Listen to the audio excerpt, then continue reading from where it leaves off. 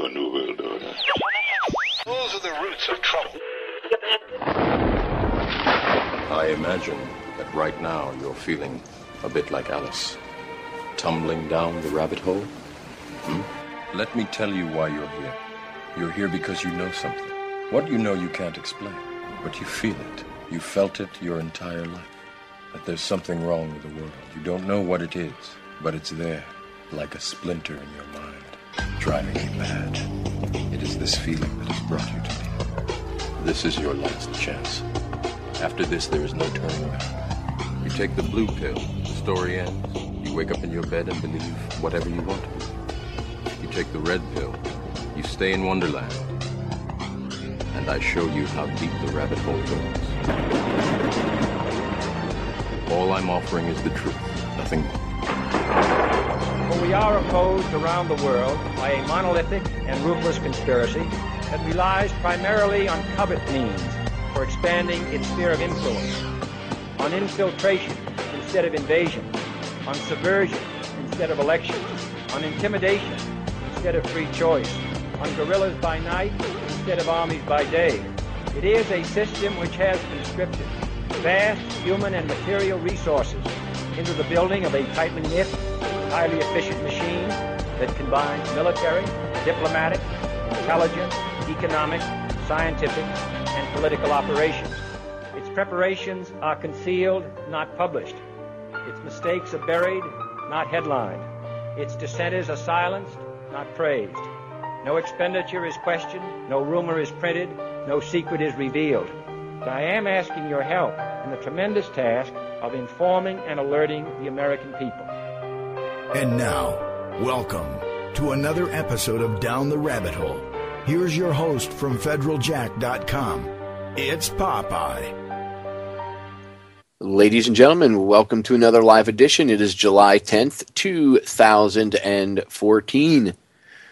On tonight's live edition, I am welcoming back to the broadcast a guest I had on just a few weeks ago from Open Carry Tarrant County. Mr. Kory Watkins is going to be joining us again for 2 hours tonight. We're going to be discussing open carry, a few other things, including his court case that's going on, why Target is not allowing, they've come out and publicly said, we do not want you to openly carry your firearms in our stores. I'm sure if you pay attention to the news, you saw that. If you peruse the internet, you might have seen it, that the other day the Target came out with this public statement. And in fact, I actually believe in the news, the one news video that I sent Kory about it, when I said, hey, check this out, and he saw the video. He actually, and he can attest to this in a second, but I believe they actually used one of his actual comments or quotes in them being the news media. So, yeah, interesting stuff tonight. We might even go down the path for a few other things too. So we'll see where we go. I want to talk solutions with him. Kory's a real smart guy, so I'm glad that I have him back on tonight.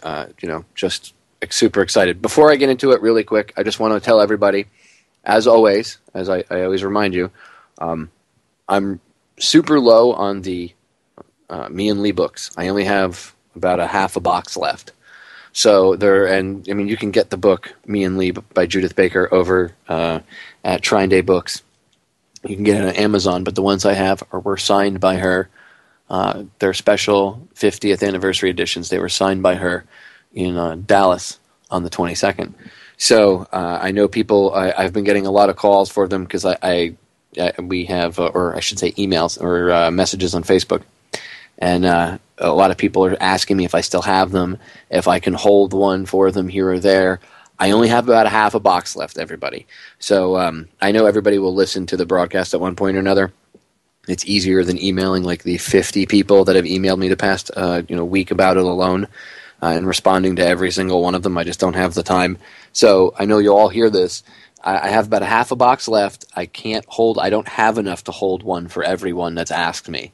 So if you want one, just go to Federal Jack. The ordering info is there, and grab one, and I will throw in Truth Frequency Radio bumper stickers for you, and whatever other like Federal Jack swag I may have floating around. But I hope that'll answer the pile of emails I got. Anyway, I want to get to my guest. So tonight, ladies and gentlemen, as I said, from Open Carry Tarrant County, Mr. Kory Watkins is joining us again. Kory, welcome back to the show, brother. What's going on, brother? Appreciate you having me back. Well, first, I want to say congratulations, because in between the time that I had you on last time and now, you seem to have gotten Target's attention. I'll give you the floor. You want to let the listeners know, give them a little bit of background of what happened, with why you went into Target and everything, and then, what happened with Target's response. And then you can go ahead, and I think they did actually use one of your quotes, and you could pontificate on that as well. So go ahead, the floor is yours. All right. Well, a lot of people don't know what actually, what came from, this Target and the whole NBA being at Target and trying to get them to come out and release a statement that at least doesn't make it seem like it's wanted, so to say. So none of this stuff with Target really had happened recently, so to say. The majority of the pictures are coming from months ago. Matter of fact, we had a walk here in Mansfield. Our group had a walk here in Mansfield probably, I don't know, maybe 6-7 months ago. And maybe it was probably like 5 or 6 months ago. But after our walk, we all decided to go into Target because we needed to grab some stuff. And those pictures with the Oreos and what the guy with the Hope shirt and the Oreos, and I'm standing next to him. The pictures with the gentleman and the anti-gunners say we're in the kids aisle, but we're actually in one of the main aisles that they have kid toys on the outside, so it makes it look like we're on a kids aisle, but we're actually on one of the main aisles that you walk to get to all the other aisles. So all those pictures were taken with our group on a walk. We were just randomly in there shopping and getting some things. And those pictures went viral, but so I guess after like a month's worth of debacle, Target finally kind of caved in a little bit and released a statement. And a lot of people, what's getting me is a lot of people are making it sound like Target has just totally banned guns, like totally in their stores outright, but that's not the case. The media will tell you it is, but if you read the statement and you have individual thoughts and you can actually do the independent research yourself, you'll see that no guns have been banned. And if you go to my Facebook page, you can see no guns have been banned because I've been back in there. So I would like to read the full statement for what Target released here. So what they've said here, and I'll point out the most important part of their statement.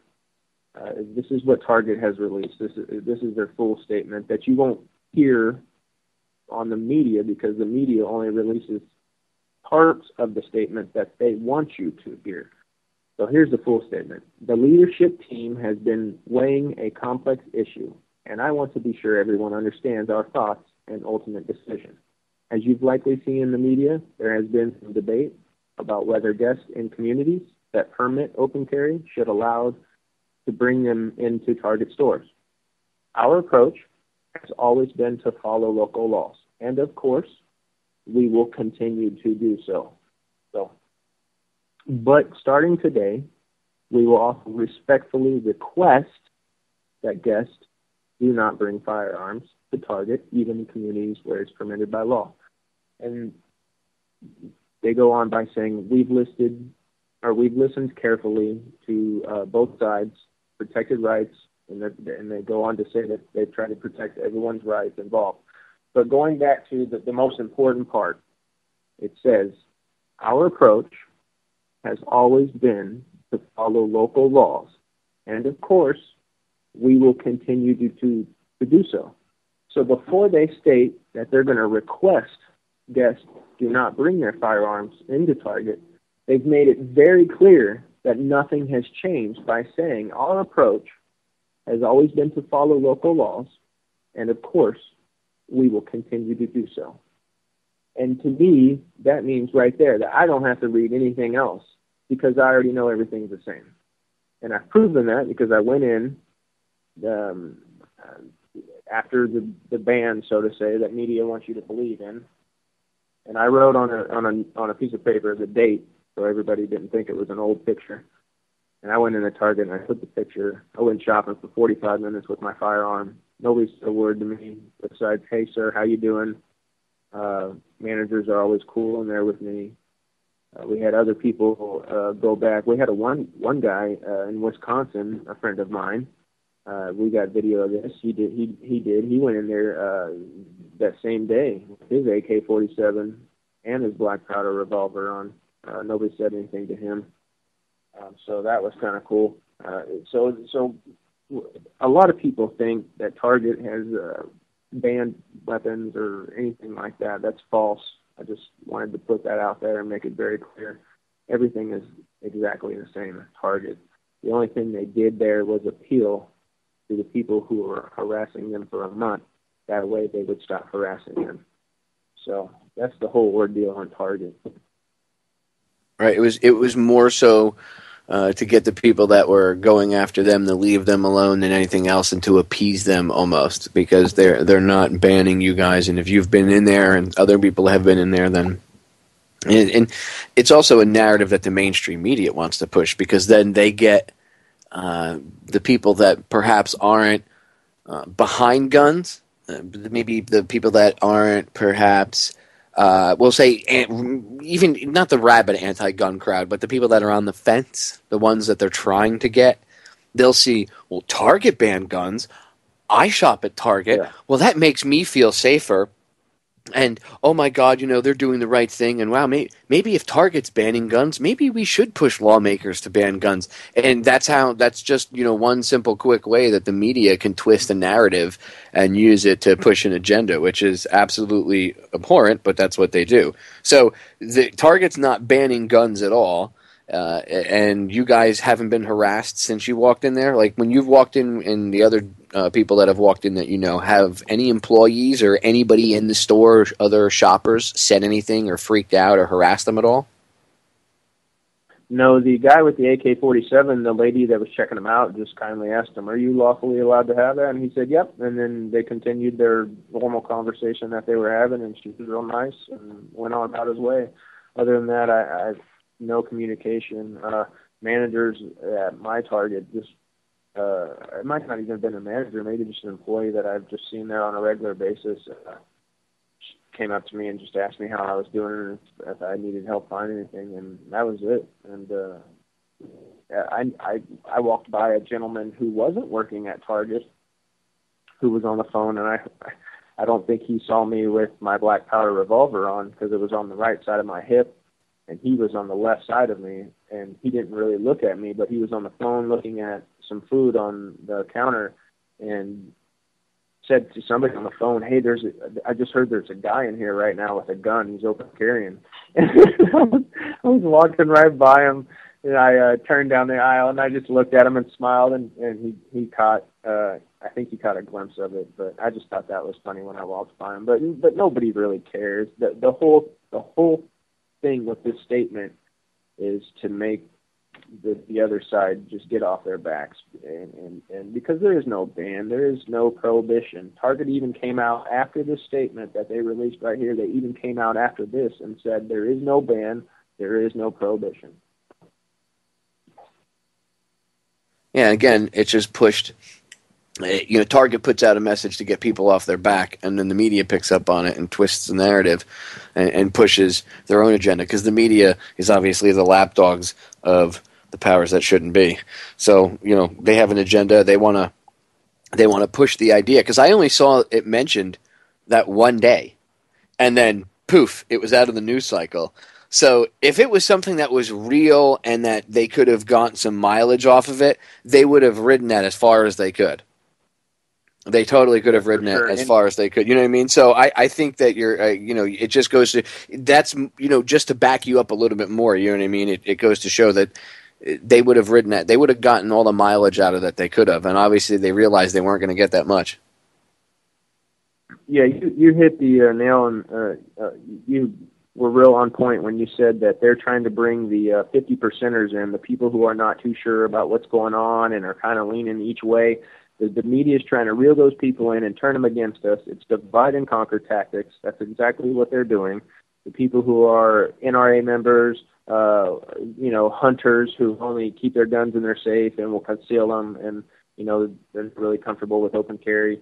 They're trying to turn those people on us, so that makes us look like bad gun owners. But if you're out there on a walk with us, you'll see that the support is there. If you're on the media, watching the TV, or reading some articles on the online, it's against us. But in reality, we have the support. What are the locals like around in the different towns? Maybe not the people that you see coming out, but do you guys get a vibe from any of the other locals? Like if you go out to a bar or something and they know who you are, maybe you don't have your gun on you, but you're out at a bar or something and they recognize you. Do you ever get anybody ever coming up to you and saying, hey, thanks, or we support what you do, or no, I don't support what you do? To be honest, when I don't have a gun on, like open carry style or anything like that, and I'm not out there holding a sign or a flag or anything, we don't really get too, we're not like all-stars and famous or anything. It's not like that. We're, what we do is well known as far as when we're out there and somebody sees us, people are honking like crazy, coming taking pictures and all that. But, very, very few couple times I've been out to eat or actually at my work, because I'm a bartender myself. I have regulars that come in and they'll congratulate me all the time about stuff and say good job and keep it up and stuff like that. But if I'm out and there's like total stranger that doesn't know me, very few times people come up or something like that. But it has happened. Mainly the people who know me at work, or my regulars who've seen us on the news or heard a story about us or something like that. It's all positive. There's a couple. You always have your couple people come up and have a discussion with you, and it's always good to have open-minded people who are maybe on the fence. That way, you can have a good conversation, and even if you didn't feel like they came out of the conversation totally in agreeing, at least you planted some seeds of knowledge. Like Ron Paul said, they'll never unhear what we say. So at least I can plant the knowledge. Something might happen later on where it just clicks and they think, okay, well, maybe that was right what he said. So I don't know. I just try to talk to as many people as I can when I'm at work, and a lot of the good congratulations and stuff like that comes through work and just seeing people when we're out on walks. Well, that's good though that there are, even though you're not rock stars, as you said. But it's good that people are approaching you. That's good, because that means that you're reaching people, dude. And eventually you will achieve that mini rock star status, where more and more people will start to know who you are and see you. And it's not really about the status, you know what I mean? It's just that, to me, is a measuring point of like how effective you're being as an activist. Like, if people are starting to recognize your face and remember you because they saw you on TV and you were openly carrying, and they're like, oh, that's my bartender. He's awesome. I'm going to go have a beer right now and give him a good tip because he's a cool guy. That's good that you're reaching other people. Even if you just planted a seed, that guy could have been an anti-rabid gun person. And maybe just because, and he thought that everybody that owned guns were crazy a-holes. Then he realizes that maybe you're one of these people, and he says, well, I know Kory. He's a nice guy. I talk to him whenever he's tending bar. Oh. Maybe my opinion was a little bit wrong. And the next thing you know, you're having a conversation, and maybe he's starting to agree with some of the things that you talk about. And maybe you're starting to agree, maybe you agree with some of the things he talks about. And the two of you realize, wow, especially for him, wow, I have a lot more in common with these people. You see, it's amazing how you can bridge gaps like that. And that's why I think the way you guys do it and what you're doing, I said this the last time you were on, it's very important because you're shaking people to the core. You're forcing them to, not be uncomfortable with seeing people with a firearm. I mean, not too long ago, it was a norm. You know, and you shouldn't have this irrational, fear-based paranoia if you see someone with a rifle slung over their shoulder or a shotgun, you know, or a black powder pistol, or even if it's in a state where you can openly carry regular, any type of firearm, whatever. This irrational, fear-based paranoia just needs to stop. Because, I mean, I saw the one video, of course, the news media, they always find one person in the store that's going to whine. And with the Target thing, I saw one person, she was like, well, I felt uncomfortable, I'm here to buy, like, milk and stuff, and I, whatever the hell, groceries, and, that gun shouldn't be around that. Well, if you go to Walmart, there's guns in the, well, not maybe now, but some Walmarts still have guns in the sporting goods section. I mean, do people not realize that if it's like, I said this, and I was talking about this with my friends off air, earlier, I said, do people not realize that if they're in, like, say, Florida, and I even mentioned this actually on air in the broadcast I was on before this, if you're in Florida, I would say more than 50%, last time I checked it was a little bit more than 50% of the people in Florida had applied for concealed weapons permits or had firearms. And I would venture a guess that it's probably closer to like 70%. So at any given point, you could be walking around down here and go in a store, and you could be standing right next to somebody that's got a firearm in their pocket, and you just don't know it. So you have this false sense of security. So what would you rather have? Would you rather have them conceal the weapon in their pocket and you don't know, and then you don't know if, you should at least keep, maybe have eyes open, right? Or would you rather the person be very open about it and carry it on their hip, because then they're not concealing it? I mean, I'm not saying concealed carry people are shady or anything like that. I'm just saying, to me, it would make more sense if everybody could see the firearm, because then, an armed society is a polite society. I mean, down here in Florida, crime dropped when we became a shall issue state, not a may issue state. It's a shall issue state down here. So I would venture a guess probably close to like maybe like 60 to 70% of the population down here has concealed firearms in their pockets when you're in the store. So if you scaled it back and you said 50, that means if you're in Target, like you and me are shopping in Target, one of us, chances are, has a gun on us concealed, right? So if there's 100 people in Target, 50 of them have a firearm in their pockets already. So why is it a big deal if you're walking around with a one on your hip? What's the big deal? Because you have faster access to it? Like, that's going to stop a massacre? I'll be able to tackle the gunman before he gets his gun out. How are you going to know if he has a gun and he's a gunman if he hasn't pulled his gun out yet, genius? You don't. At least if they've got it on their hip, there's no element of surprise, right? Everybody knows the guy's got a gun. Whereas if you have it concealed, you have an element of surprise. I'm just saying. We got a few minutes, Kory. What say you? Yeah, I mean, I don't understand. It's an irrational fear that people have that, I see a gun, it makes me feel uncomfortable. And, I feel uncomfortable when people don't have a gun. It makes them more of a victim. And I don't know. I feel safer when I have something around me to protect myself and my family. It's not that I'm scared or I'm paranoid. It's just that if ever in need, I know I'm protected. And, I hear tragic stories all around, all the time, unfortunate situations that happen to people, especially women. And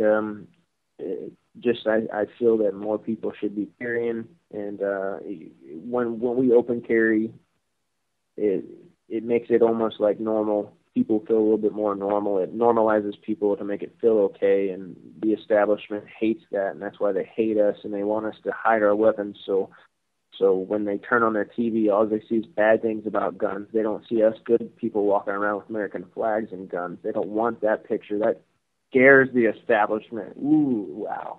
That's my thought on it. No, you're right. It does. It scares the hell out of them because they don't want other people seeing that the ants are free. It's like in A Bug's Life, and the grasshopper's talking to all the other grasshoppers, and they're all laughing, and they're like, it was just one ant that stood up to you. Ha, ha, ha. It was just one ant, one pesky little ant.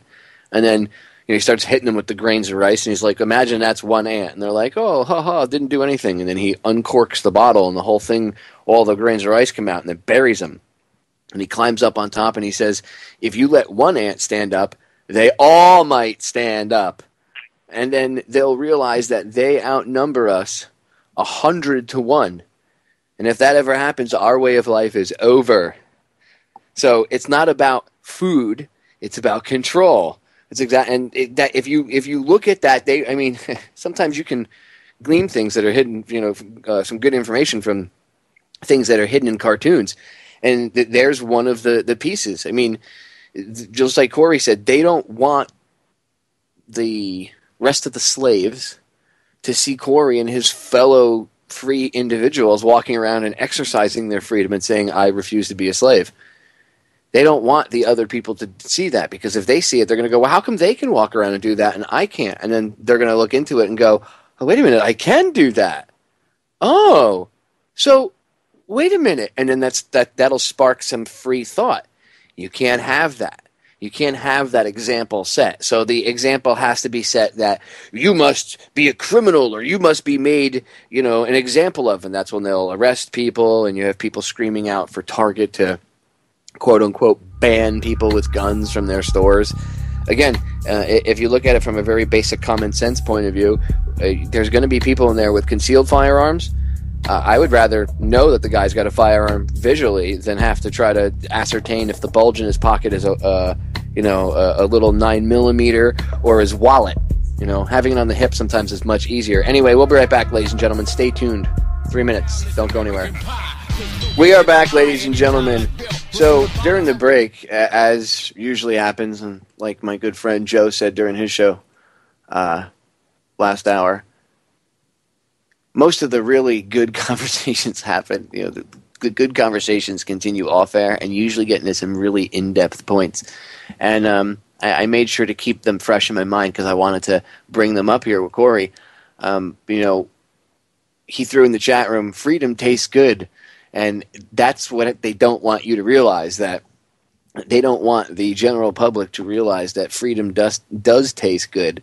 And if everybody started to realize that and realize that freedom does take a little bit of responsibility, but the payoff is so much more rewarding than being someone's servant, and what humanity could achieve if we would just evolve to this level is amazing.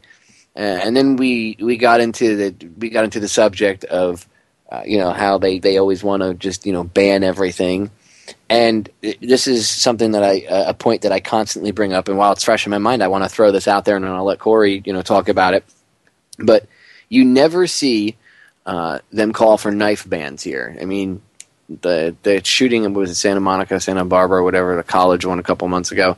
The guy killed 6 people. 3 of them were shot. 3 of them were stabbed to death.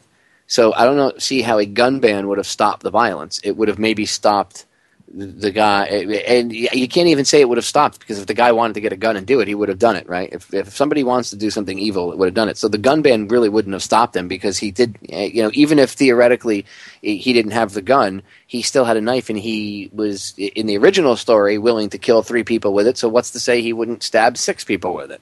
Okay, so that thinking is not logical. And then you look at all these kids stabbing other kids. There were a couple of high schools where kids got stabbed by random other kids in the school or whatnot, and a couple of them in some mass cases. I don't see a call for a ban on knives.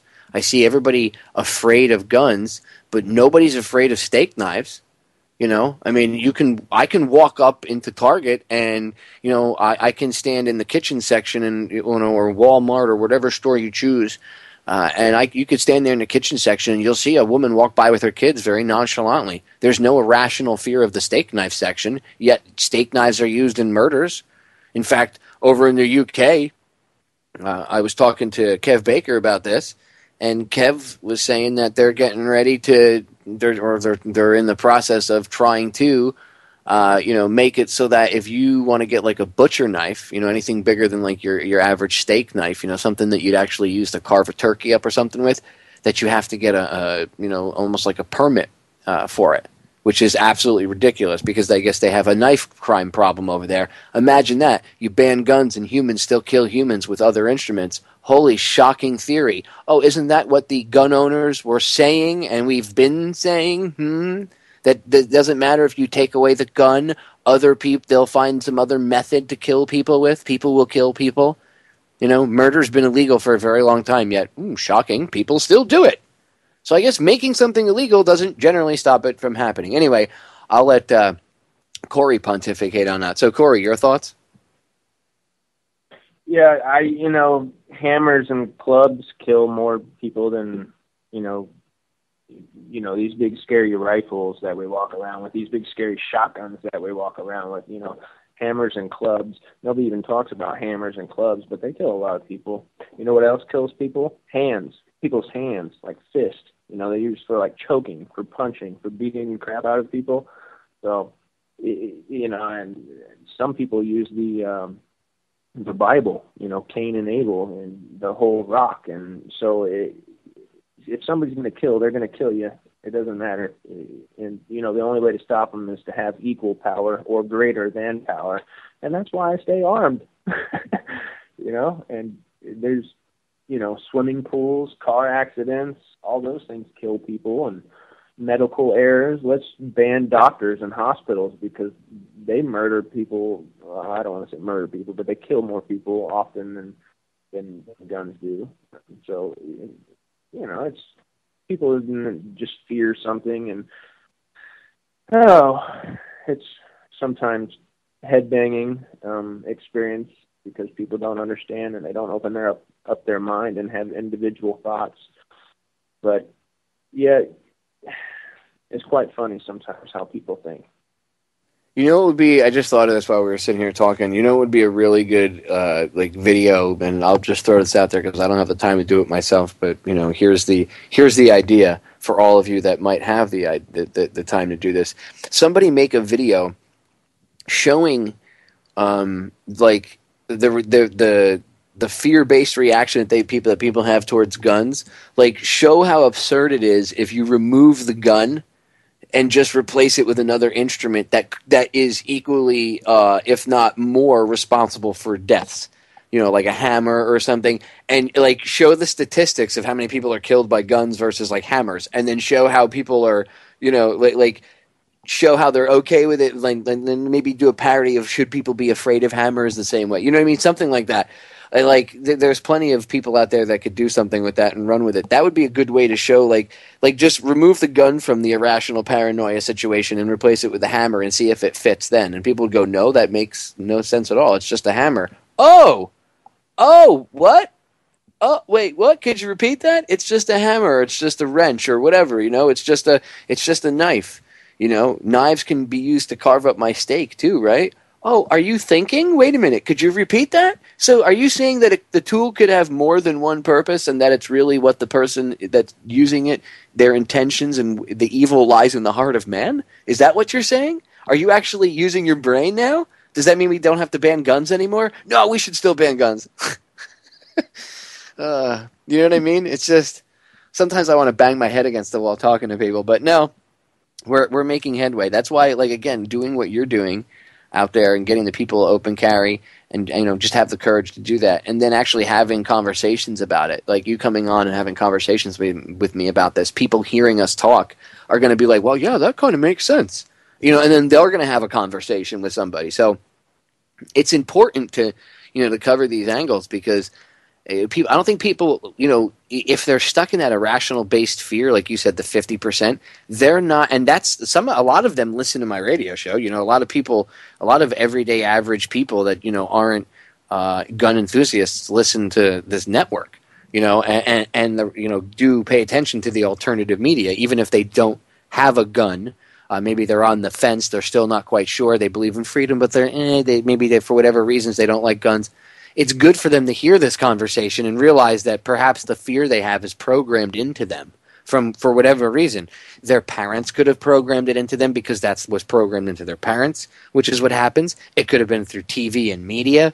It could be a combination of the two, And it's good for them to hear the reality. That's why I think that would be a really good video if, like, somebody went out there, if an activist wanted to, like, replace the gun in the fear-based, paranoia scene and replace it with a hammer or someone's fists, like Kory said. I mean, people are killed more by hands than by guns. So should we have a hand ban, Kory? Should we ban hands? You know what I mean? We should cut them all off. Right? Moms against hands. Like Ma. Oh, it actually does spell Ma. M-A-H. I'm sure there'll be a group tomorrow called Ma. It's just absolutely ridiculous. I mean, it's stupid, dude. And then if what Kev was telling me about the UK banning steak knives or requiring you get some sort of permit, not really banning it, but like requiring you to get some sort of documentation before you can get it, or a butcher knife. I mean, how insane is that? Do you think that if we let them ban guns here, that it'll get to that insane level here in the U.S.? Wow, that is crazy to even think about it. But I can't argue that it wouldn't if people were so apathetic that it got to that, because it obviously has in other areas.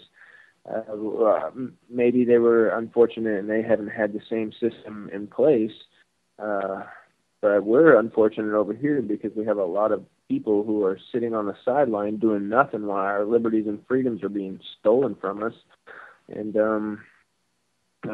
wow, I mean, that's a crazy thought. It won't be in my lifetime, that's for sure. We're far off.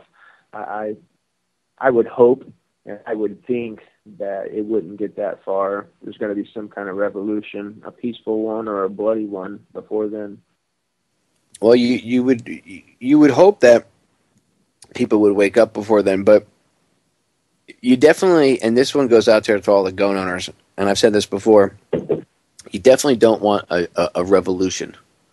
A revolution would be bad because for so many reasons, but if you want me to break it down philosophically but simply to an engineer, what is a revolution?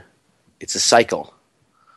One full revolution to a mechanic, if you were talking about a crankshaft, would mean the crankshaft made one full cycle around, meaning the piston went up and went down and went through all four phases. That way, bringing in the air, the combustion, and then the exhaust. Well, that's what a bloody revolution is going to do. It's going to be a cycle. It's going to be a cycle of the same type of crap, because from bloody revolutions, historically, good things do not come about. And, our history of, 1776, a lot of that was guided. So, and that could have gone very bad too. And, to a certain extent, there was a little bit of, luck there, I guess you could say. But that's not the rule. It's the exception to the rule when it comes to revolutions, and you see what happens. And it would not be good for a multitude of reasons, because the powers that shouldn't be, they want that, because then they can control a bloody outcome. Even though we have guns and stuff, they can control that because that's what they're prepared for, right? That's what they know. They have drones, they have, thugs with guns, they have hired mercenaries, they have whoever they want. They have an endless, printing press, so they can hire whoever they want. They can get the UN. Oh my God, we have terrorists, we need help. Separatists, right? So they have everybody they could possibly want. That's the goal that if there's an outcome that they can control, that would be it. And they want to steer us to that. They want us to be violent. Not saying that you should put your guns down and everybody plant daisies in the barrels. You keep your powder dry because you got to be able to defend yourself. That's just common sense. But don't be goaded into a fight with these people and with the powers that shouldn't be, because that's what they want. That's what they need to kick off their plans. We need to think, if we want to get through and out of this cycle, we have to think outside the box. So, we don't want a revolution, because, again, a revolution to an engineer is a cycle. Okay? We don't want to repeat the same cycle over and over and over again. I think humanity's ready to step up to the next level. We just got to take responsibility for ourselves. It's that simple. And, if we do that, then we don't have to have that bloody revolution, because that's not gonna it's not gonna bode well. I mean, yeah, even if we quote unquote won, what do you win? At the end of the day, if we've killed half of our own countrymen, and it would be like stabbing ourselves in the stomach and praising ourselves for not dying. We're still going to have to live with the mortal wounds that we've given to ourselves. So either way, what we're doing is, if you look at it from a logical outsider standpoint, completely retarded, and we need to stop. And that's one of the things, I think that's why they're pushing. A lot of people have said, "Oh, it looks like the feds are pushing to start a civil war." Yeah, that's exactly what they're doing, because that's the outcome they can control, because they've war gamed it. They're prepared. They don't care if they have to kill half of us. They want to get rid of. There's a whole thing called population control anyway. You know what I mean? So we need to think outside the box. We need to come up with intelligent, intellectual-based solutions to this. We need to think, because look, they think steps ahead of us, and I don't mean 5-6 minutes. I mean they think years, 10, 20, 30, 40 years ahead of us. So we need to start to think on a different level too. We can't allow ourselves to get caught in that base level of thinking. All the while, keep your powder dry, because there might come the day that you do need it. And you like the Marines say, pray for peace and train for war. So, be prepared, but don't allow yourself to be goaded into a fight. And, that the only way that violence should ever be used is if you're trying to defend yourself. Because you don't want, and I know there's a lot of people that would disagree with me on that. But again, from a strategy point of view, if I was sitting back and from a tactician's point of view, I see that they're trying to draw people into a fight so that they can have the outcome that they want to control, because they can't control you and everybody else having free, open thought. They can't do that, right? And hence why they don't want you to walk around with your gun and show the other plebes, "Oh my God, he's free. Maybe I can be free too. Can I have some of that freedom, Kory? Let me taste some of that. This freedom tastes good, Kory." You know what I mean? All of a sudden they see you having a little bit of freedom, and then, this tastes good. I want some of this. And the next thing you know, that spreads like wildfire. And that's why they don't want it, because they can't control that outcome. So I think by what your guys doing, by shattering the paradigm, by carrying the weapons out there, not being afraid to do it, not so much running around like you're playing Call of Duty live action, but just because you got it slung on your shoulder and you're being very respectful and polite, that shatters an idea that's put out there. It shatters a meme that's put out there, and it helps to avert that bloody thing, because just by doing that, you're waking people up and you're freeing people, and then they'll start to see their rights, and then if done correctly, and if everybody takes their own path, but if done properly, there's a proper way to kind of lead by example, and not a proper way. And I think just the way you guys are doing it, it needs to be commended, because again, it's one of the brighter ways to do it. You're standing up, you're saying, look, yes, we can defend ourselves, but you're not being aggressive. You're not running around looking like SWAT teamish. So that helps shatter that paradigm of guns are guns, scary guns, and that again helps to stave this this much larger agenda that they have. Because then if everybody or a good portion of the population is afraid of guns, and they're so scared, they're going to start screaming to the government to do something about it, and then the government could also use that as a justification to kick anything off, right? So what you're doing, again, it helps shatter that false paradigm that, oh my God, gun owners are terrorists, and because that's what they're trying to mold.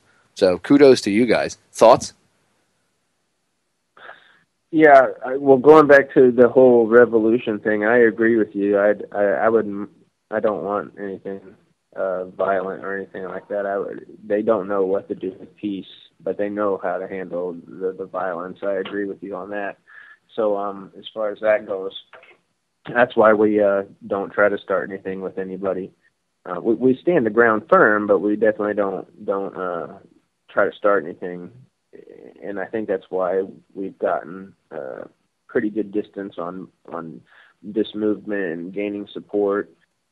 So, especially with all the other police departments, except for Arlington, for some reason with them, I just don't understand them. But all the other ones are very cool with us, and we're very peaceful people out there on the corner. We have women and children with us, and we have people that don't even have a firearm, and they're just waving and smiling, and everything's happy, and it's just a whole nother story from what you hear on maybe like a mainstream media source of them trying to label us of like scaring soccer moms. I don't know what it is, but I've heard that lately. Like people will tell me, well, you guys are scaring soccer moms. And I'm like, where's this? Who told you this? Like, introduce me to this soccer mom that you know of that is frightened. It's like, I heard about it. You know, they can't come up with like factual, like somebody they heard from that they were scared of. They've just heard of people being scared.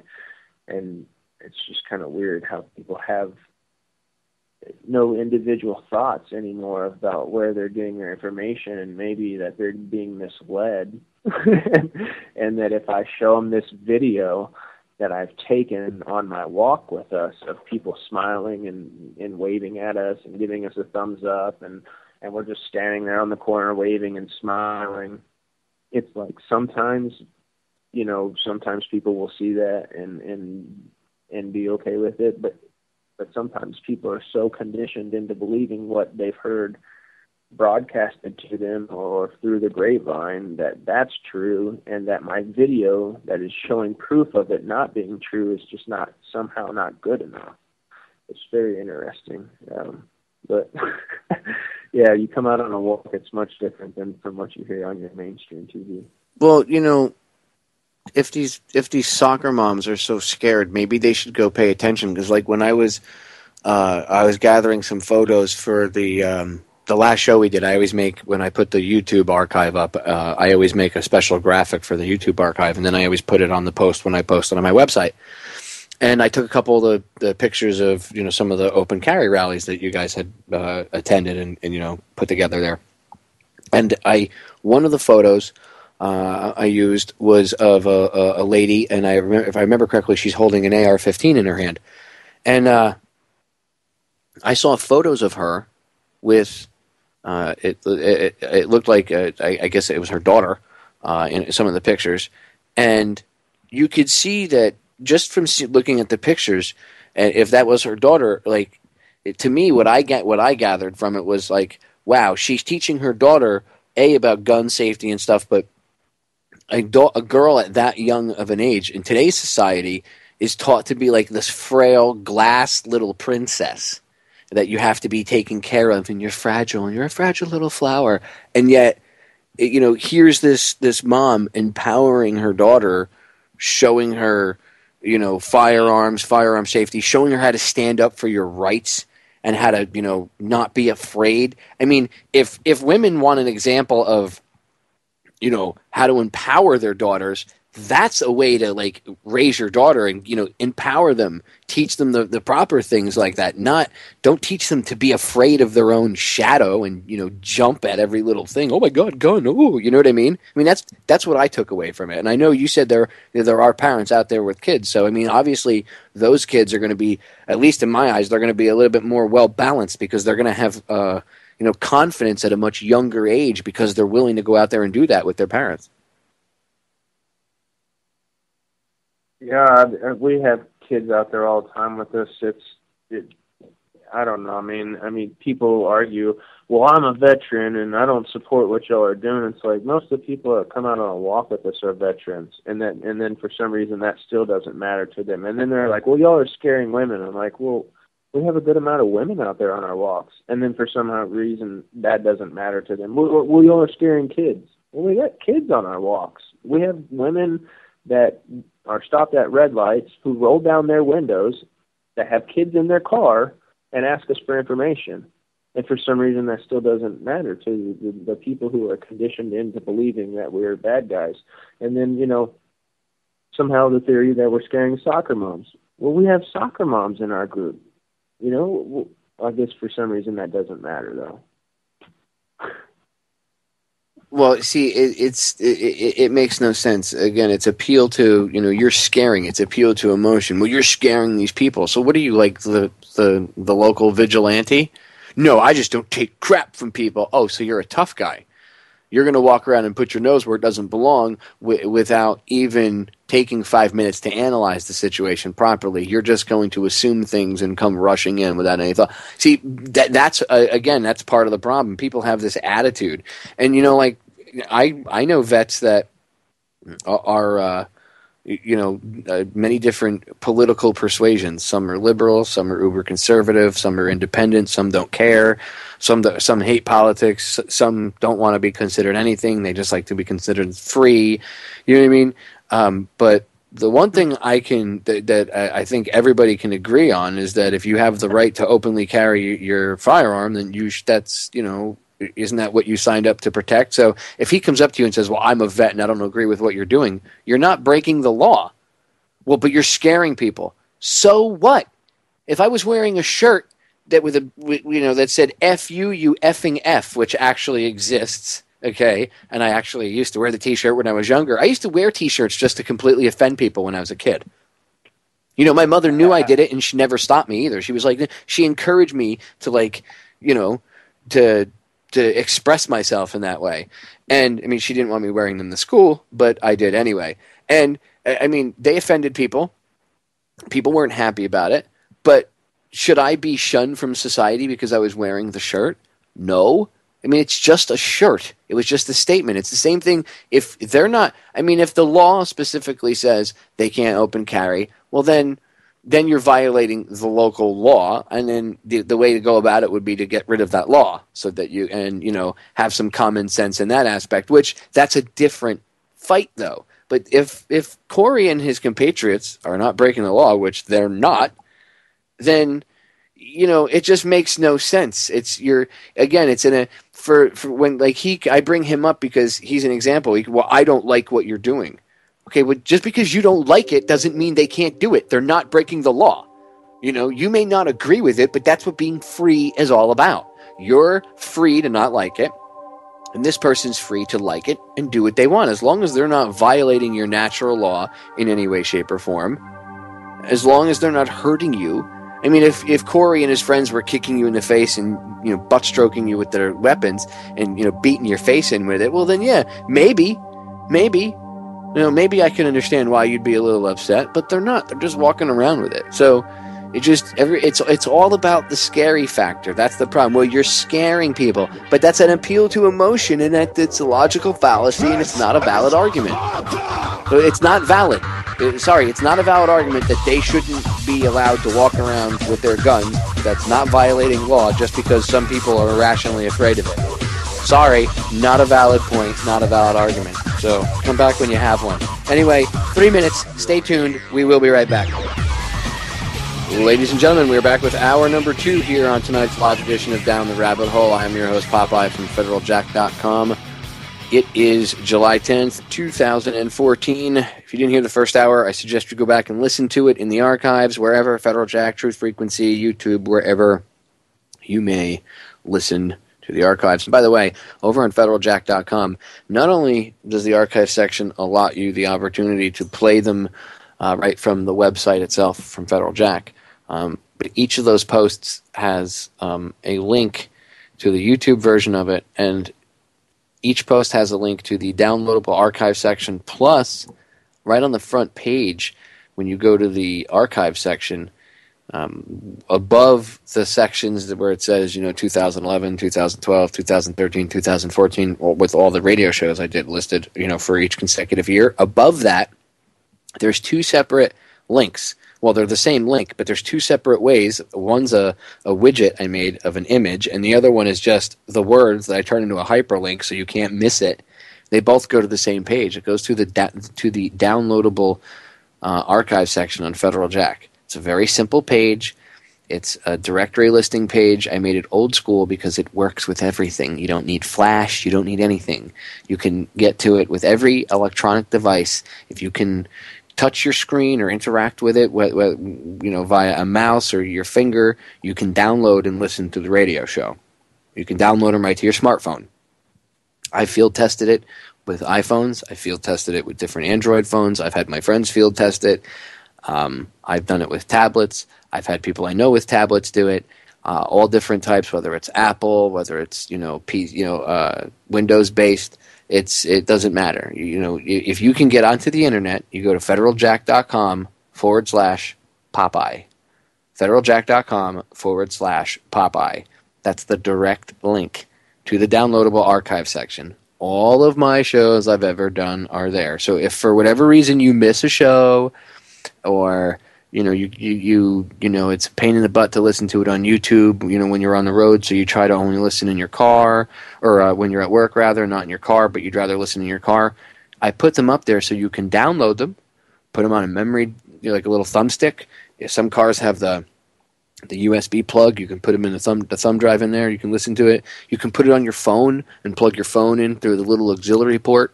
Get a double male plug it from the earphone jack into the auxiliary port into the car stereo, and bam, you can sit and play the thing right from your MP3 player inside your phone if you want. Put the phone over on the passenger seat so it doesn't give you cancer while you're listening to the show. But or you can get an MP3 player, load it up. I mean, there's multiple ways you could do it, but the reason it's up there is so that you have access to download it. Where you download it and how you listen is your preference. I can't tell you how to do it. But, I just threw those ideas out there if you were driving in a vehicle. Anyway, so I wanted to remind people, if you want to listen to the older shows, stuff that might not be available, stuff I did years ago that's not available on True Frequency, go to federaljack.com and either click on the DTRH archive section, which will take you there, or if you can remember this, it's really simple. I made it real easy so everybody can get there. federaljack.com/Popeye. federaljack.com/Popeye. One more time, federaljack.com/Popeye. Okay, anyway, back to my guest. So, hour number 2, hanging out with my guest, Kory Watkins from Open Carry Tarrant County, and he's been on the broadcast before. I suggest you guys go check out Open Carry Tarrant County over on Facebook, and I'm going to have Kory plug everything really quick when I bring him back in here in a second. I'm going to have him plug the website and Facebook, and if they have Twitter or anything else that they have, YouTube, so that you guys can go check it out, because I want you to support them. And then I want to question him, because I know he's got a up and coming, or he's in the middle of a court case, I should say. So I want to pick his brain about what's been going on there, because I think he just recently went to court too. So let's bring him back up. Kory, welcome back for hour number 2, brother. I'm ready for it.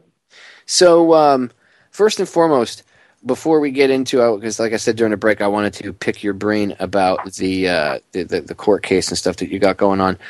Before we get into that, really quick, plug away all your stuff: Twitter, Facebook, YouTube, website, and anything else that you want to throw out there. If you have any upcoming events too, throw those out. Okay, I'll do that real quick. Our website is opencarrytc.com. It's opencarrytarrant.com. I can't even say it correctly. opencarrytarrant.com. That's our website. And you can get us on Facebook, like you said, Open Carry Tarrant County. Just search that. You can either like the main page or enter our group page. We have like 2,600 members in our group page you can talk about or talk with. You can find us on Twitter at OpenCarryTC. You can email us at opencarrytc@yahoo. And you can just search Open Carry Tarrant on YouTube. We have a bunch of different YouTube videos you can watch and view and check out all those. You can also go to my personal YouTube channel, and there's a bunch of videos of Open Carry and stuff on there as well. And that's Kory Watkins with a K. And that's pretty much it as far as my plugs. Thank you. Good stuff. And like I said, ladies and gentlemen, go check them out, follow them, support them on Facebook, show them a little love, because they even if you don't realize it, they are standing up for your Second Amendment rights, whether you realize it or not. So, Kory, what's going on with this court case? Phil, give, just in case the listeners don't know the backstory, give us a little bit of a backstory on the whole court case, why you're going to court, and then an update, because I think you were just recently in court, right? Yes, I was. That just happened Monday. For going back and kind of briefing, touching base on what happened, we've been doing these open carry walks all over Tarrant County. We covered Tarrant County because it's a large county, many people, many cities in Tarrant County, lots of traffic. So we cover all cities in Tarrant County, and it just so happens that one city has always been giving us a hard time when we've been on our open carry walks, whether it's detaining us illegally, writing us tickets, following us home in unmarked cars, harassing people coming out of our meetings, telling them, they're going to give them tickets for handing out constitutions and the information brochures and stuff that we hand out. So over a period of time, stuff is just built up, and the police started telling us that they were going to write us tickets for handing out information. And we were like, well, that's weird, because the streets and the sidewalks are for the people, and that's a way of communication. If somebody's on the sidewalk, if I'm standing there with my AK-47 on the sidewalk with a sign that says "God Bless America," my wife's standing next to me with an American flag, or we have a couple other people out there, and somebody stops at the stoplight and says, "Hey, let me get some of your information," and I step over there and I hand it to them. I mean, that is freedom of speech at its finest, and it should definitely be allowed. And Arlington has decided to say, no, that is not allowed. You cannot do that. And so we have been going to their city council meetings and, redressing the grievance of their actions of infringing on our rights. And we've had 40, 50 people show up at the council meetings. We've had plenty of people speak on our behalf, legislators, future legislators, lawyers, our own citizens, our own open carry people. We've been to the police department and asked them, and tried to do this the correct way. And, when we were out on a walk one time, this was a couple weeks after they told us for the first time they were going to start writing us tickets for handing this stuff out. And so we were like, okay, well, we'll go up there and, have a open carry walk. And we had like 100 people show up. And of course, they didn't do anything at that time because the city council had actually pulled back the city ordinance because they knew it was full of crew, and it was so unconstitutional. It was wild. I don't have the exact ordinance on me right now, but the reading was pretty crazy. They knew it, so after they wrote us the tickets, they stopped ticketing people and peeled it back, and that just so happened to be right when we had a open carry walk with about 100 people. And so they did away with the tickets. The tickets that they actually wrote to our two members, they did away with them. And did away with the ordinance, but they changed it up. And they tell people that it's actually now less restrictive than it was, but it's not. It's more restrictive. The cost of the fine is higher.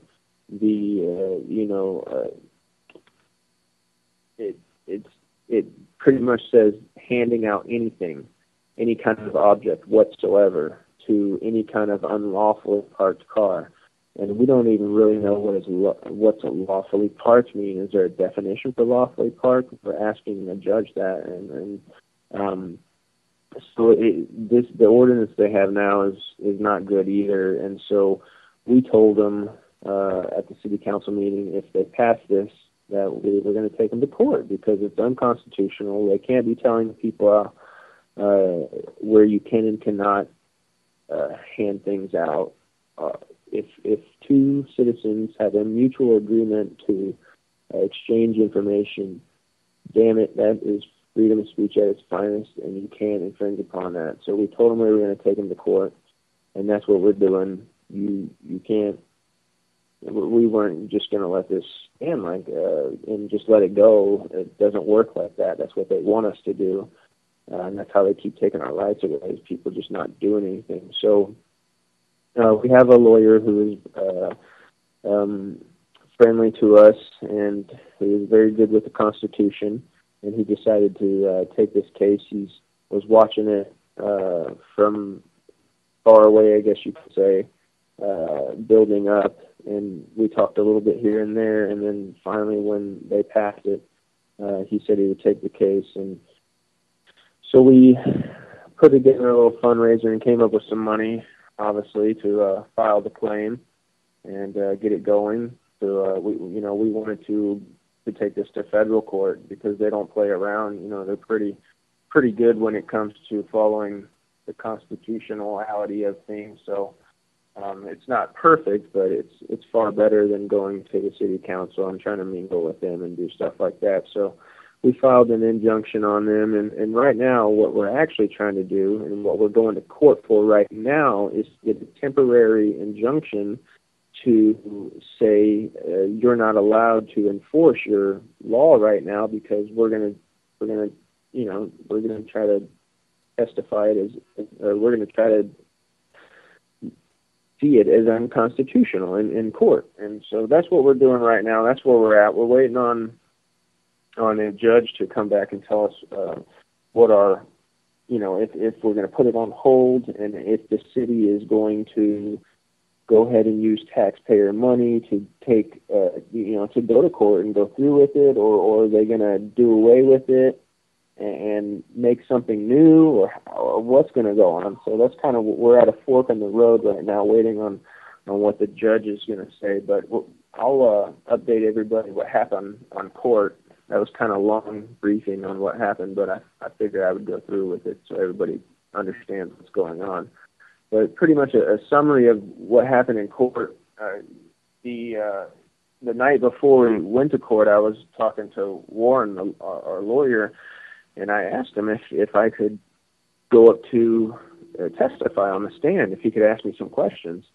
And he said, well, I think you can, but the judge has to allow it, and I'm not too sure in a case like this if he's going to want to mess around with that or what have you. So, well, the first thing we did right when we got there is we asked him if, I could take the stand, and without hesitation, he allowed me to. So that was pretty interesting.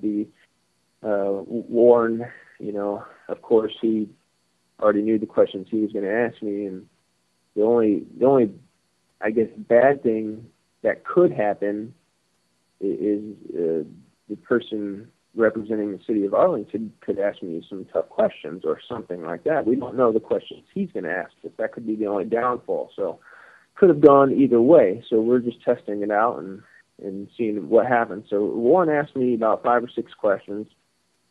He asked me, how many walks we've been on. I said over 200. He asked, how do we go about doing our events, like the procedures. And of course, I told him, if we're in a city for the first time, or we've had a problem with them, we'll call them and let them know that we're coming. But if it's a city like, say, Mansfield or Keller or Fort Worth, where we've just done walks repeatedly and we've never had problems, and the officers are, beyond far okay with what we're doing. Matter of fact, we personally have many police officers' phone numbers. We don't make those phone calls no more, because we're trying to make it as normal as possible. I mean, we're not going to call the police departments when open carry passes and just, tell them, hey, I'm going shopping, I'm going to have my gun with me. It's just not going to work like that. We're trying to make it as normal as possible. So, I told him a little bit about that, and,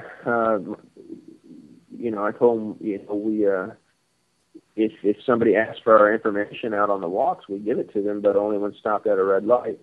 Warren asked me how many times has somebody been hurt on a walk, and my answer was never. Nobody's ever been hurt on one of our open carry walks or anything like that. And, he asked me how many times has somebody been hurt on a walk around the entire state, because there's walks. These walks aren't just happening in Tarrant County. They're all over the state, and it's repeated like every week, and you see, oh, there's an open carry walk there. There's an open carry walk there. I wish I could have like 2 or 3 of myself. That way I could involve in all these open carry walks going on. But, in all those open carry walks, nobody's ever been hurt. So And then Warren asked me how many times has somebody been ticketed on one of our walks, like breaking a law, jaywalking, or anything like that. And my answer was only twice, and that was in Arlington, and both of the charges were dropped. He asked me why the charges were dropped. I said that because the tickets weren't legit, and they killed back that law because they knew it wasn't right. I think that was probably about it from Warren's side. And then the Arlington's lawyer came up to ask me questions. I really was not sure what to expect from him. And, I didn't know if this was going to be going against us or for us or how it was. But first thing he started asking me was just questions that obviously didn't have anything to do with what was going on, in my opinion. He asked me, what kind of gun did I carry out on the walks. And before I go any farther, let me remind you, Arlington's whole thing about this is public safety. So they have to prove that this is a public safety issue and it's still constitutional. And that's what they have to prove, that, that our group has been doing something unsafe, that people have been hurt, that what we're doing is just somehow so unsafe that they need to take our liberty and freedom away. So that's what they're having to prove. But the questions that, he's asking me is, what do I carry as far as a gun? Is it loaded? Is there anything in the chamber? And then he went on to ask me if my friend Daniel Wood, who was one of the persons ticketed, what does he carry? And then he asked me, if that's loaded. He asked me if one of the other guys, what kind of gun he carried. It was like all these questions. I was just like, after a while, I didn't, and then he asked me, did you call the police a thug or a bully or a dog? I guess because on one of my YouTube videos after the police officer assaulted me, he put his hands in my chest and told me to move back. And I have that video too. But he asked me about that, and of course I answered it with truth. I'm under oath. I'm in a federal court. I'm not going to make up stuff. So I answered yes, no. I'm not afraid to hide what I said. But after a while, he asked me these questions. I just said, this has nothing to do, with what we're talking about. And the judge agreed. And then Arlington's lawyer turned to questions about my YouTube channel and about, where the video I was encouraging Daniel to go into the road to hand out one of the constitutions right when the light had turned green. And I admitted to doing so because it was on video, but also I made sure that they knew that when I had told him that the light had just turned green, yes, but the line that we were at was so far back that, 2 seconds there and back, the line hadn't even moved yet because of the red light was so far back. So it wasn't a safety issue. Nobody got hurt or anything like that. And that's pretty much all they had to go on. He went back to even talking about one of my YouTube videos that I'm at a DFW normal event, which is a pro-cannabis group, and I'm over there YouTubing somebody blowing some glass and making a piece out of it, and he brings that up in court like it had anything to do with anything, and I don't know. It was just, he was out to make us look bad. The representative of City of Arlington, the lawyer or whatever he claimed to be, he even actually admitted he was a litigator, so he was just sitting there trying to make me look bad. So Warren did a great job sitting there letting him do that to me, because what Warren was doing and showing to the judge that this actually has nothing to do with public safety. They're out to get our group. It's about guns. It's about us. It's not about safety. That is a lie. And I'll get into this in a little bit, but we have like 50 pages of emails back and forth with people from the city council that trying to get people to the council to talk bad about us and stuff like that. So, but anyways, back to the day in court. So, Warren did a great job, presented his case very good, pointed out some very good information about freedom of speech, the current city council or the current city ordinance in Houston, and in fact that Arlington has no interest in public safety because the law that previously was in place, it was there for 18 years and nobody has ever got a ticket until we came around. And the only 2 people in 18 years that have gotten a ticket under that city ordinance were 2 people in our group. So, and furthermore, they changed the law after that. So, because we called them out on it. And then Warren argued the fact that the Arlington's lawyer got up there and said that it was less restrictive when actually less restrictive. The new law is less restrictive than the first one, when in fact that it's not. Then Arlington's lawyer got up to present his case after Warren did, and before he even really got into doing too much, the judge already started getting into him and questioning him about restriction on freedom of speech and another court case, a Supreme Court case ruling in freedom of speech favor that he kept talking about, and I can't really recall which exact one it was, but it was something about a lady in Massachusetts standing in front of an abortion clinic, and the Supreme Court ruled in her favor. He kept bringing that up, and I don't know. We're cautiously optimistic, but the way that the judge was getting into the Arlington's lawyer or litigator, whatever you want to call him, it was a positive thing to see that the judge was a constitutionalist in a sense that he supported freedom of speech. One of my favorite parts was when the judge had pretty much got Arlington's lawyer to admit that what we were doing is the highest form of practice of freedom of speech as it gets. Like, the judge got the Arlington's lawyer to admit that, and so that was pretty cool. And another good part was federal court is really, I don't want to say high class, but it's really by the books, so to say, more than just your normal court. So this lawyer objected one of Warren's questions during the time that I was on the stand, and he objected while sitting down, and the judge said, "Sir, you're going to have to stand up to address me in this court." And so he stood up, and then he told the lawyer, he said, "Overruled." Yeah, that's what he said. He said, "Overruled, sit down." So it was kind of funny when he stand up, he told him to sit back down and overruled. So that was kind of the day in court.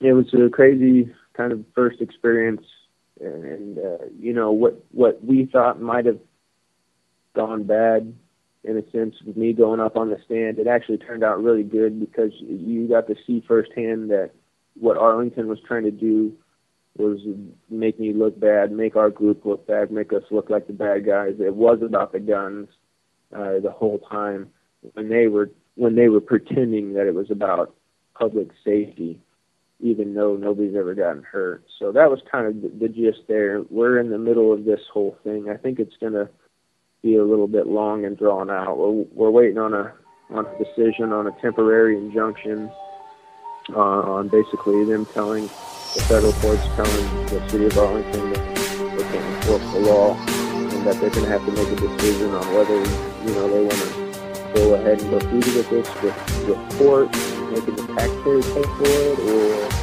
or are they going to what they have? And Kory, I'm gonna pause this right there, just because the break's sneaking up. So hold that thought, ladies and gentlemen. Don't go. Ladies and gentlemen, we are back. Final segment here on tonight's live edition of DTRH, and I've been hanging out with Kory Watkins from Open Carry Tarrant County. Last time, I guess my brain has finally got that down pat, because that's a mouthful to say kind of fast. And the last time I had Kory on, the first 3 times I tried to say it, I couldn't get it out. Open Carry Tarrant County. I think it's because of all the A's and the R's, or the ARR combinations inside there. Anyway, so Kory, last segment when we were going right before we were going to break, you were finishing up with your story about you versus Arlington. You know, right? You guys getting your balls busted by the city of Arlington, and you were finishing up, and the break snuck up on us. So go ahead and rewind like a minute or two for the listeners, and pick it back up, and then finish up your thought. Yeah, I was just touching base on a couple of my favorite parts of the court case of the day in court on Monday, and I guess I can touch up on those. In federal court, it's kind of a little bit more by the book and stuff, and so at one point, Arlington's attorney wanted to object something that our lawyer was questioning me about speculation or something like that. And he didn't stand up to address the judge or the court, and so the judge told him, "Hey, you got to stand up when you address this court." So he stood up and he told him, "Hey, overruled, sit down." And so I thought that was kind of funny in a sense, kind of brought a smile to my face. And another good part was when the judge pretty much got the Arlington's lawyer to admit what we were doing was one of the highest forms of freedom of speech as it gets. So that was awesome to hear that. So, and it just wrapped up, and this is going to go on for a little bit. So hang tight, and we'll update everybody on what goes on, and just send good feelings, good spirits, good thoughts our ways. And if you're a Christian person or good prayers, whatever the case may be, send good vibes our way, because we're looking to beat the establishment here, beat big government, and give more freedom. It's a small piece, but it is a piece, and we have to protect it. I concur. If we don't, then you just stand by and idly watch everything slip away. Then you have no right to complain. And I'm not one of those people that can just stand idly by while things happen to begin with, let alone someone violating everybody, a group of individuals violating everyone around me and myself and my loved ones. This involves all of us.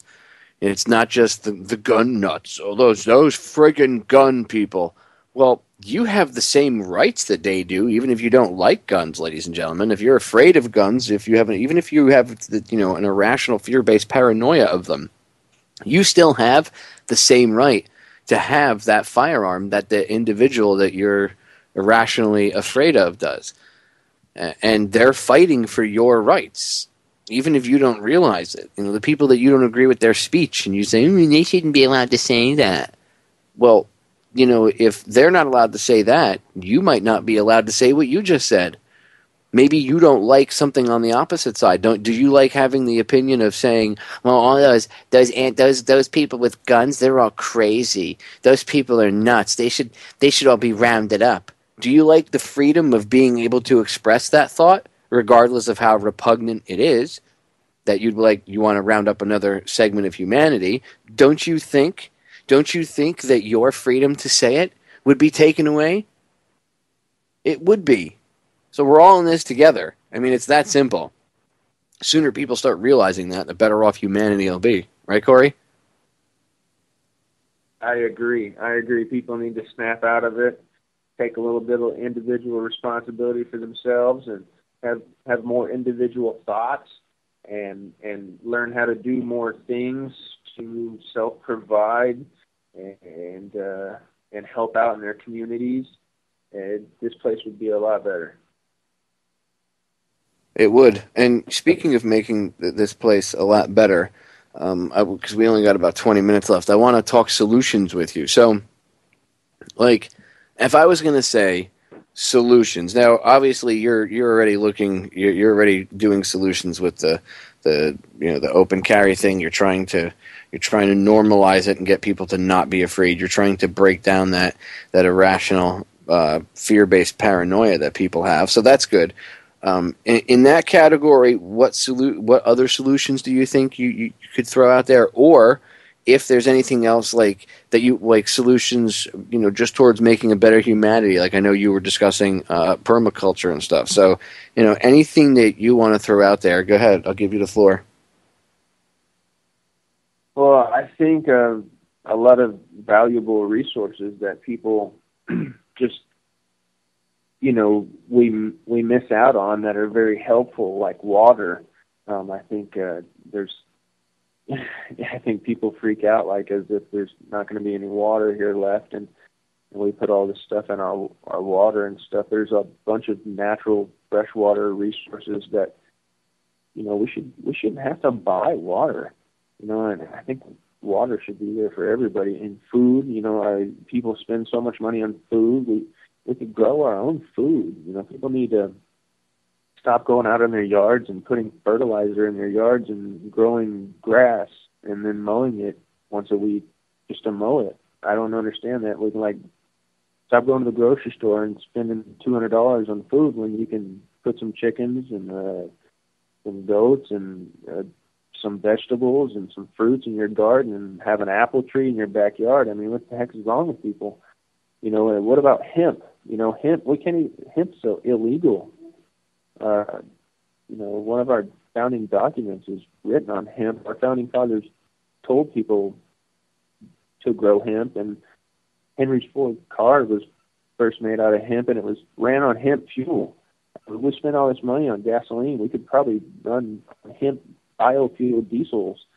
There's so many natural resources that are just gone whack, and it's because of money. It's a monopoly game of money and them wanting us to spend our money on their supplies instead of us figuring out how to do it on our own and grow it and save money. You know how many things could be solved if we would just pay attention just a little bit and go back.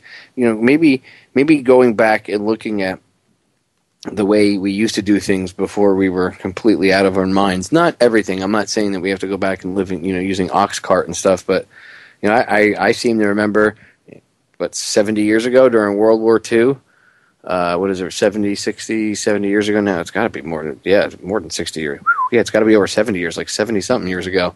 During World War II, they had they were telling all the farmers grow hemp for victory, and all the videos that were out about, and the farmers were growing hemp. They used hemp to bring the country back from the Dust Bowl.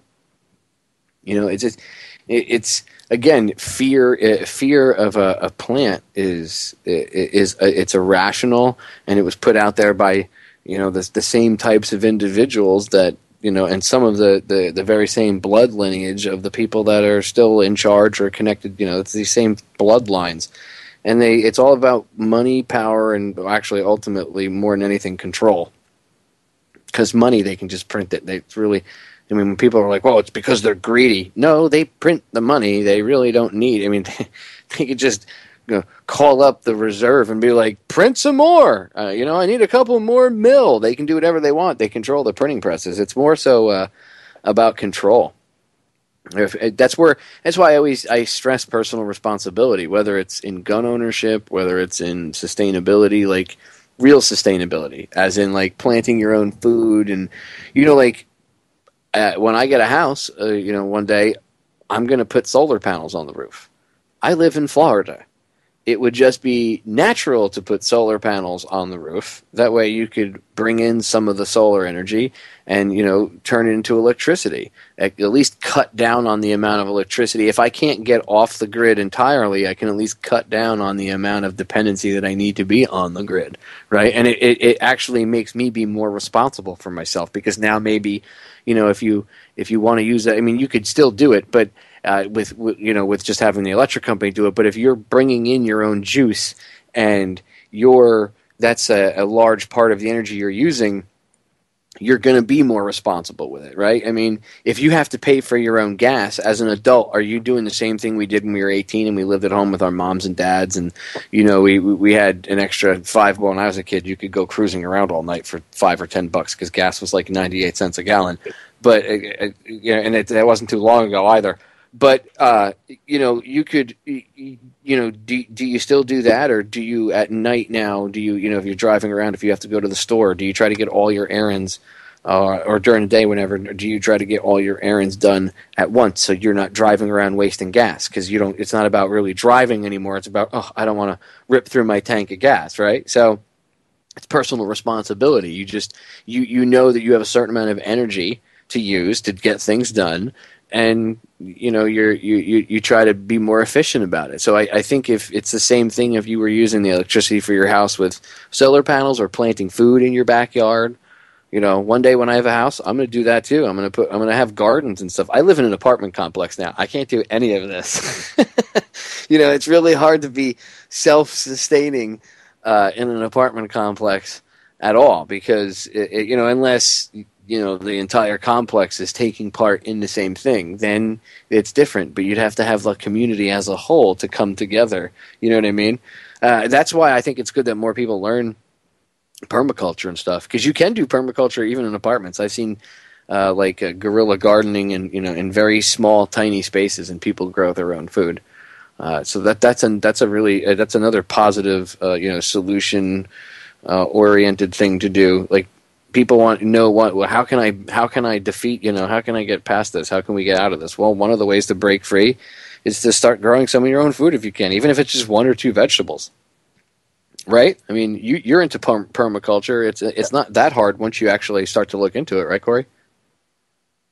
No, not at all. You just got to do your own research and watch some videos and talk to some friends who've done it and actually do it. The best way to learn is by doing. I'm real hands-on. When I make mistakes, that's how I learn how to do it.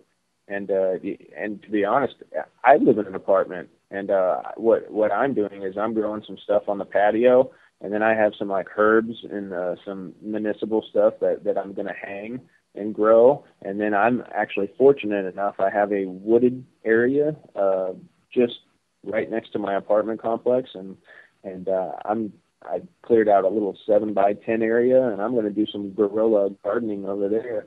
It's just out there, and nobody's used the spot. There was like tire out there. There was empty beer cans and trash and like somebody's tent. Like it was all spiders and caterpillars all in it and dirt, and it was all ripped up. The tent looked like it was probably like 10, 15 years old, but we dug it up and moved it. Me and my son were out there today doing some stuff. So we're going to clear that area up. We're going to grow some peppers and some melons and watermelons out there and some asparagus, and it's all organic, from patriotsupply.com. I'm not trying to plug anything, just saying that's where I get my stuff.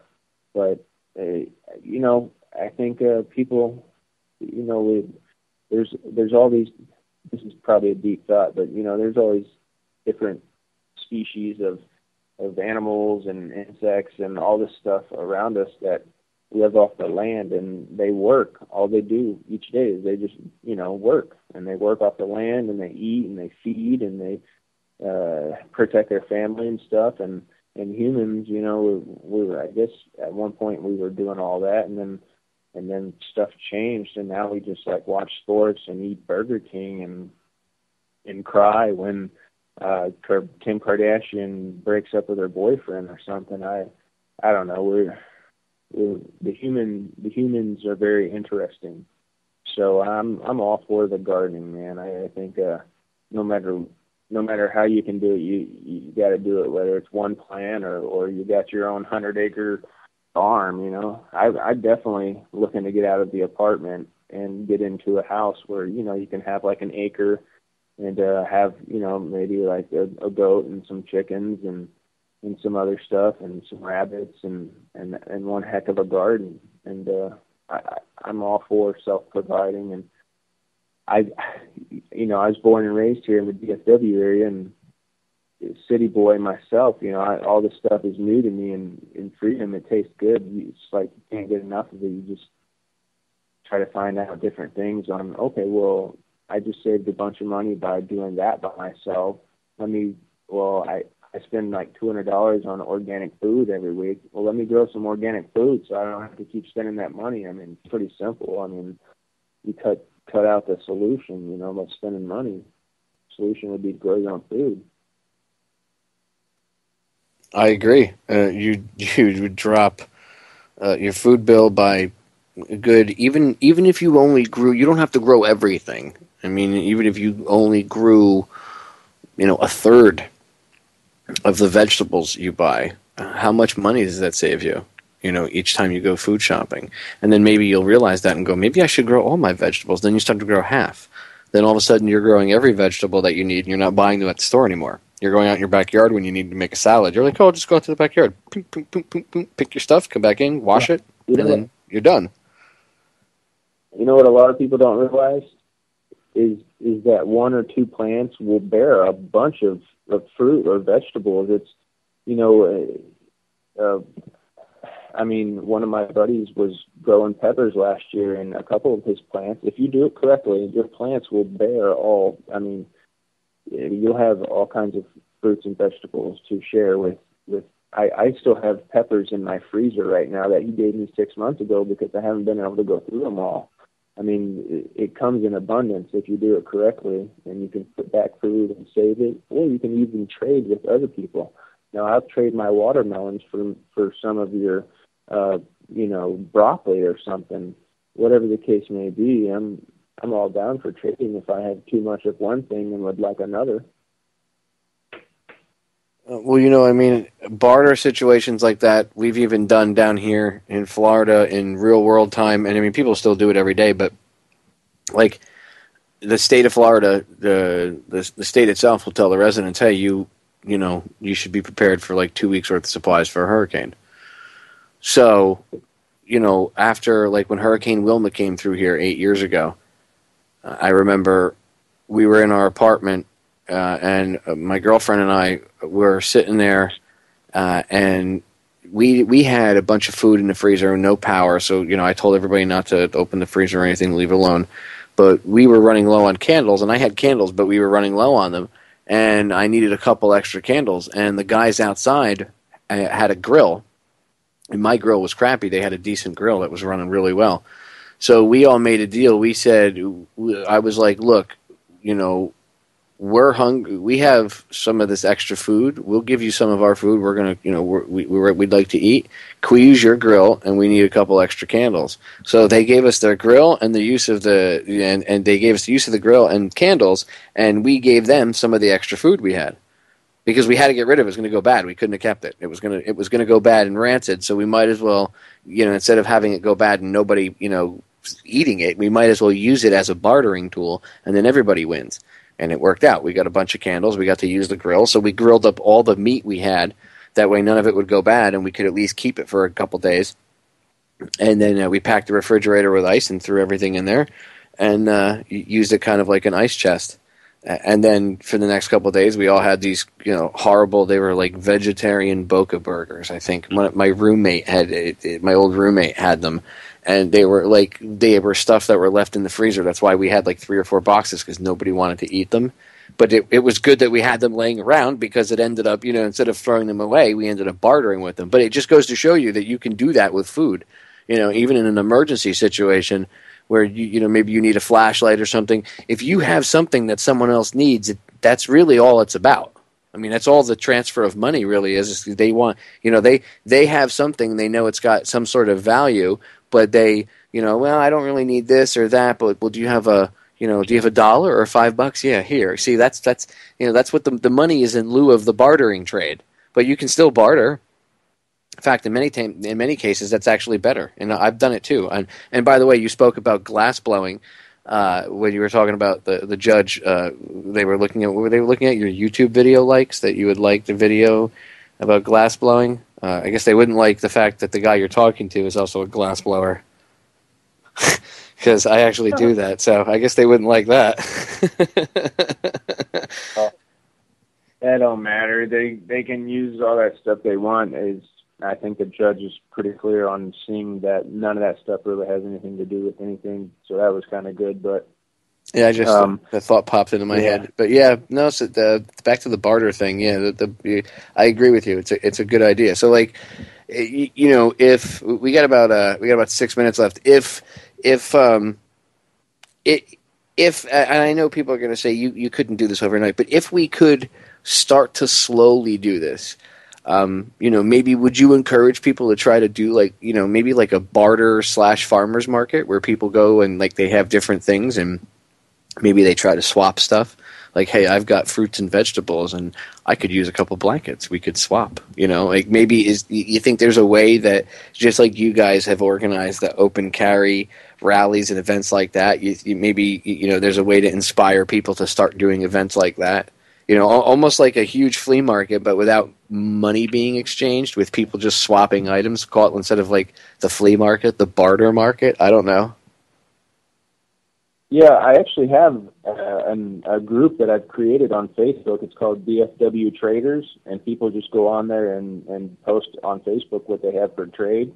Like, hey, I have, a dozen organic eggs, and I'll trade them for something, or hey, I need an electrician, and I have some ammo I'll trade, or whatever the case may be, a service for a service, So I'm all down for that. I love that. I think, and that's one of the greatest things, hey, I have this stuff I provide for myself. I have extra of it, and I'm in need of something else, or hey, I'm collecting something and I just want more of it, or whatever the case may be. It's good to trade and stuff, and I think we should to encourage our city councils to do it as well. It's like community gardens in our public schools and in our public parks. What if people just went down and started planting their own little plant at a community garden and just said, hey, I'm going to take care of these plants and water them, and I'm going to take, and some they can have some too. If we had a bunch of gardens, we wouldn't have people needing food. Everybody would just be fed. I think it should be taught, and people should and bring it up into the city councils, and yeah, I think it would be great to have people going around and encouraging people to grow gardens and stuff. I think there's a buddy of mine down in Houston that goes around and builds gardens for people for money. So that's kind of cool. I think it's the above ground garden. He kind of builds it up off the ground or whatever and does it that way. But I think it'd be great to go around and tell people and encourage them to grow garden and help them take care of it if you could, and get them going so they know how to do it. People need to definitely get into gardening.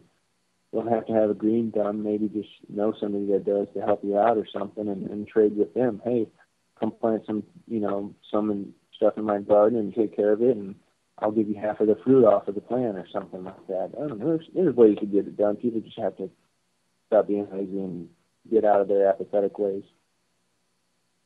That's the only way we're going to get through this. People, again, that goes back to personal responsibility. And if you can grow your own stuff, create your own stuff, and you don't even need a big place to do it, as long as you have your own little spot to do it in, then you can actually, practice what you'd like to do. And don't be afraid of not knowing. I mean, you got to look into this to learn it. And what's that old adage? You give a man a fish, he eats for a day. You teach a man to fish, he eats for a lifetime. So, I mean, nobody knows this, starting off. Everybody has to learn this stuff. I would suggest you look into it a little bit, even if you start small.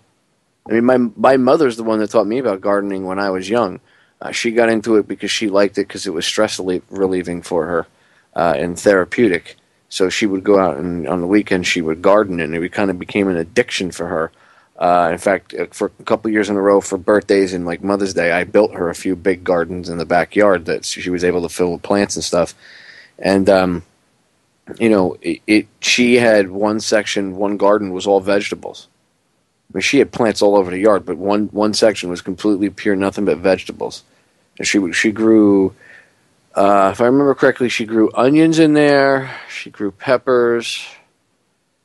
I think she was growing her own potatoes in a separate section because it was a pretty big, it was a pretty big box garden. But anyway, yeah, that's where I got the idea for, growing garden stuff as a kid. So, even teaching your kids, it's amazing what they'll pick up. Anyway, Kory, we are out of time. Thank you so much for coming on again tonight, brother. I appreciate it. Always appreciate you having me on here. I enjoy the show. Everybody get out there and do something, make some change, wake some people up. Let's take our freedom and liberty back. Well said. Well said. Ladies and gentlemen, go check out Open Carry Tarrant County. Kory, stay right there, and I'll say goodbye to you off air. Go check them out on Facebook, YouTube, wherever, Twitter. go to their website, wherever they are, show them some love. If you're in the area, if you're in Tarrant County, get out there and show your support. Even if you don't have a firearm, you can go out there and show your support. There are people that show up and don't have guns. It's all about freedom, and we all have the same thing at stake, ladies and gentlemen. We're all in the same boat. We're all on the same team. Anyway, we are out of time. As I always tell you, the solutions to our problems are an inside job, personal responsibility. Look to yourself to be the superhero that I know resides within each and every one of you. I love you all, and I'll catch you all again tomorrow night. We're out of here.